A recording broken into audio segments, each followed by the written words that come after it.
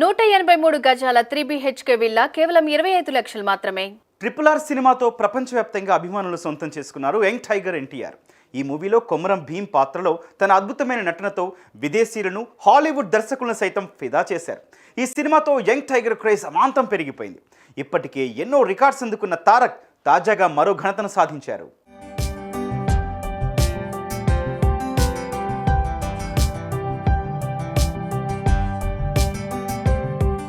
RRR సినిమాతో ప్రపంచవ్యాప్తంగా గుర్తింపు తెచ్చుకున్న యంగ్ టైగర్ మరో ఘనత సాధించారు.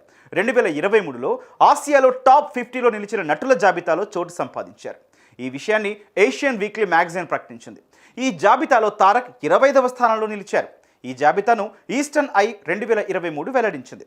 ఈ జాబితాలో తెలుగు టాలీవుడ్ నుంచి స్థానం దక్కించుకున్న ఏకైక హీరో తారక్ కావడం విశేషం.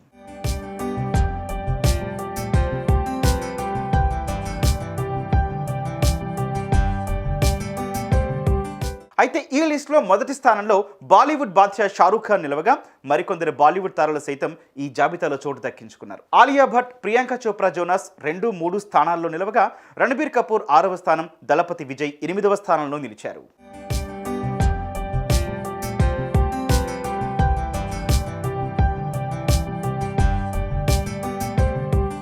అంతేకాకుండా ఇటీవల విడుదలైన అమెరికన్ మ్యాగజైన్ వెరైటీ ప్రకటించిన 500 మంది అత్యంత ఫేమస్ నటీనటుల జాబితాలను తారక్, రాజమౌళి చోటు దక్కించుకున్నారు. అంతేకాకుండా పలు ఇంటర్నేషనల్ మ్యాగజైన్స్ మొదటి పేజీల్లో మెరిశాడు మన తారక్. ఆస్కార్ కమిటీలోనూ స్థానం సంపాదించుకున్న తారక్ ఇక ఇప్పుడు ఏషియన్ వీక్లీ మ్యాగజైన్ జాబితాలోనూ చోటు దక్కడంతో అభిమానులు సైతం సంతోషం వ్యక్తం చేస్తున్నారు.